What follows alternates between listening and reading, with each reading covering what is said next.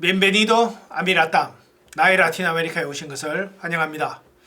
오늘은 역사 29번째 강의가 되겠습니다. 지난번 시간에 1870년대부터 라틴 아메리카 1차 상품 수출 붐이 일면서 정말 라틴 아메리카 경제가 황금 시대를 누렸다고 했었는데요. 오늘은 그런 그 경제적 황금 시대, 경제적 호황기에 정치적으로는 어떤 변화가 있었는지, 19세기 말 20세기 초에 어떤 정치적 상황은 어땠는지에 대해서 한번 알아보도록 하겠습니다. 자, 우리 그 당시에를 우리가 과두 지배 체제라고 하는데요. 다른 말로는 올리가르키아라고 하죠. 이 올리가르키아를 번역을 하면 이게 과는 무슨 뜻이냐면 독과점 그럴 때 독점은 하나의 기업이 완전히 그 장악을 하는 거고 과점은 두세 개의 기업들이 이렇게 장악을 하는 거잖아요. 그죠? 그러니까 소수 이런 뜻이죠. 소수의 우두머리가 지배하는 체제다. 그래서 과두 지배 체제인데 그걸 우리가 올리가르키아라고 부르는데요. 이 올리가르키아라는 이름은 어디서 나왔느냐 하면 이 아리스토텔레스의 정치학에 보면 그 정치 체제를 누가 지배하느냐에 따라 세 개로 나누거든요. 한 사람이 지배하는 것을 우리가 왕정이라고 그러죠. 한 사람이 지배하는 것을 왕정이라고 하고, 그 다음에 소수의 귀족들이 지배하는 것을 귀족정이라고 하죠.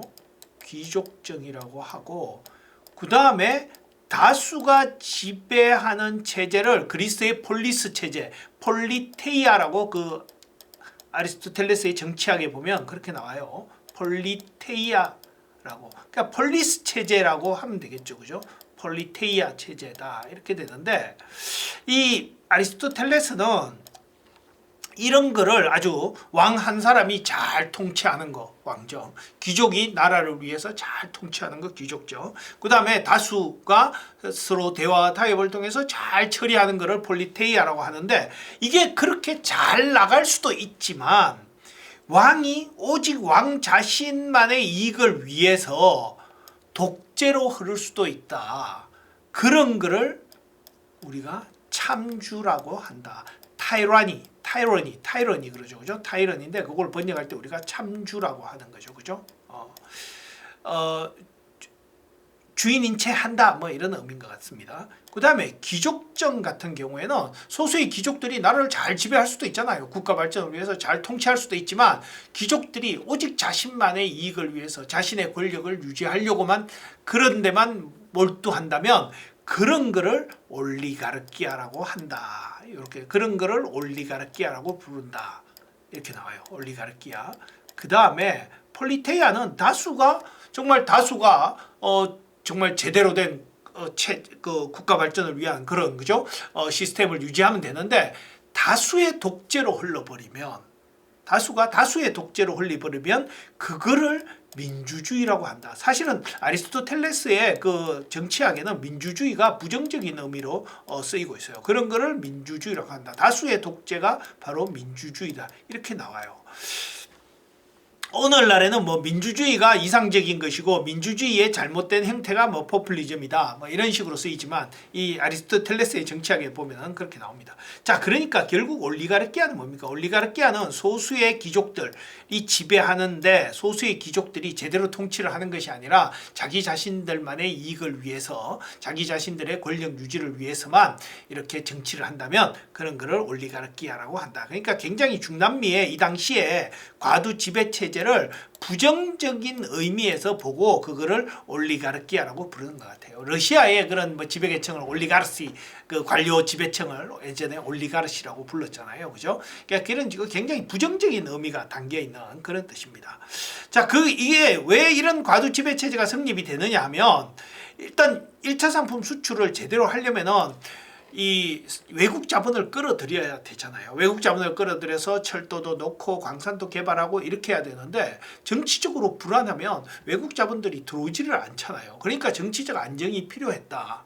근데 정치적 안정을 이루려니까 어떤 법, 제도 이런 게 딱 완비가 돼야 되잖아요. 근데 이 가우디오들이 설치는 그런 세상에서는 이 법 제도에 따라서 그 사람들이 행동을 하지 않잖아요. 그러니까 이 뒤로 물러나 있던 지주계급들이 이래서는 이 외국 자본들도 들어오지 않고 경제 발전도 어렵겠다. 그래서 정치적 안정을 이루기 위해서 우리가 전면에 나서서 이 정치적 안정을 이루고 어떤 법 제도를 완비를 하자 해서 이제 지주계급들이 이제 정치 전면에 나서기 시작하는 거예요. 그러면서 이제 정치적 안정이 이루어지는데, 그래서 그 소수의 지주들이 지배하는 체제, 그거를 이제 과도 지배 체제 이렇게 불렀습니다. 그걸 좀 부정적 의미에서는 올리가르키아라고 이렇게 부르는 거죠.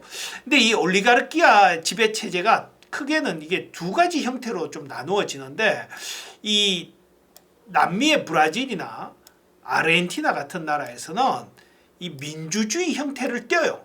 민주주의 형태를 띄면서 어떤 선거를 통해서 지주계급들이 이쪽 지주계급들 연합이 한번 권력을 잡고 그 다음에 이쪽 지주계급들이 한번 권력을 잡고, 그러니까 이 소수의 지주계급들이 번갈아가면서 권력을 한 번씩 잡는다 해서 그거를 상류사회 민주주의, 상류사회들만의 지주계급들만의 민주주의라고 부르죠.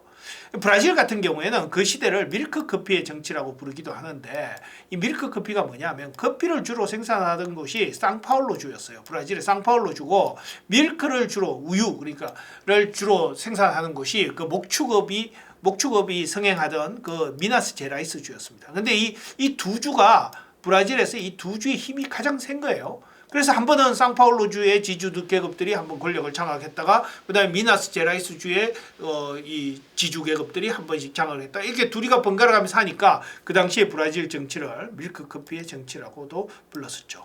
그래서 이런 나라들은 어떤 민주주의 형태를 최소한 띠면서 올리가르키아가 지배를 했는데, 아예 멕시코 같은 나라는 아예 그냥 독재를 통해서 이 지주계급들이 이 독재를 통해서 힘으로 이 정치적 안정을 달성하게 되죠. 그 대표적인 인물이 포르피리오 디아스인데, 이 포르피리오 디아스가 아마 이 과두지배 체제, 중남미의 과두지배 체제를 가장 상징하는 그런 인물이 아닌가 생각이 돼요. 그래서 그 포르피리오 디아스 체제에 대해서 우리가 잠깐 살펴보면, 포르피리오 디아스는 통치한 것은 1884년부터 1911년까지, 그러니까 한 27년 동안 멕시코를 통치했죠. 자기가 뭐 계속 대통령을 했던 건 아니고, 자기가 대통령을 하다가 물러나서 그 뒤에서 뒤에 막후 권력자로 남아 있고 다른 허수아비 대통령 세워놨다가 또 자기가 대통령 했다가 뭐 이러니까 실질적으로 자기가 권력을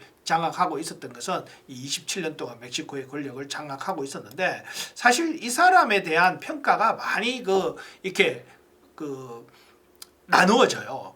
그래서 이 사람의 업적을 보면 이 사람이 뭐 많은 업적을 이루기도 합니다. 일단 정치적 안정을 이루어요. 멕시코 같은 경우에 그 전에 포르피리오 디아스가 들어오기 전에 한 50년 동안 사실상 대통령의 평균 재임 기간이 2년이었어요. 그럴 정도로 막 정치적으로 불안했던 시기였는데 포르피리오 디아스가 들어와서 정치적 안정을 일단 이루어냈거든요.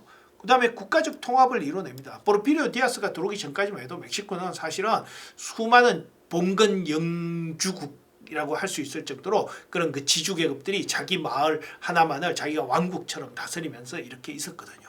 근데 포르피리오 디아스가 들어와서 그것을 다 하나의 국가로 통합을 했으니까 뭐 그런 것도 굉장히 큰 업적이라고 할 수 있겠죠. 그 다음에 무엇보다 가장 큰 업적은 이 경제적 발전을 이루은 건데, 이런 정치적 안정과 국가적 통합을 통해서 외국 자본을 유입하고 그러면서 철도도 건설하고 광산도 개발하면서 1차 산업 수출을 활성화시켜서 그 놀라운 경제 발전도 이루었었다. 이런 거는 굉장히 훌륭한 업적이라고 할 수 있는데, 한편으로 이 문제점도 많았었죠.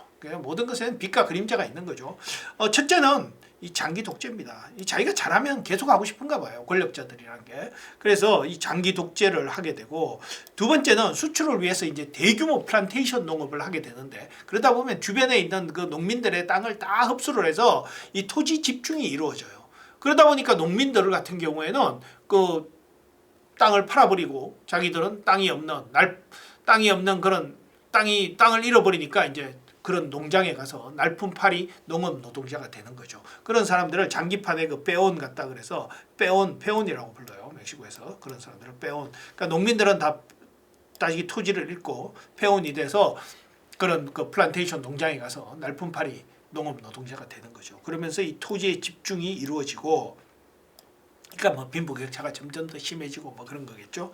그 다음에 이 사람 자체는 완전 백인은 아니었는데도 불구하고 이 멕시코는 백인 국가가 돼야 된다. 백인 정체성을 추구하면서 원주민 문화를 소멸시키려는 그런 시도를 해요. 그 예를 들어서 이 19세기 말에 멕시코에서 그 만국 박람회 같은 그런 게 한번 열리는데 그 세계 사람들이 이제 멕시코에 다 오게 됐죠. 그런데 그때 이 포르피리오 디아스가 인디언들은 집에서 못 나오게 했어요. 그 원주민들은. 왜냐하면 그 원주민들이 많으면 멕시코가 원주민 나라인 것처럼 그렇게 보여질 수도 있으니까 그 기간 동안 그 이벤트가 있는 그 기간 동안 원주민들은 집에서 나오지 마라. 뭐 이렇게 할 정도로 이런 백인 정체성을 추구하고 원주민 문화의 소멸을 시도했던 사람입니다. 자, 바로 이런 그 문제점 때문에 이제 20세기 들어서 멕시코에 그 멕시코 혁명이 발생하게 되는데요. 거기에 대해서는 다음 시간에 계속해서 이야기를 하도록 하겠습니다. 끝까지 경청해 주셔서 감사합니다.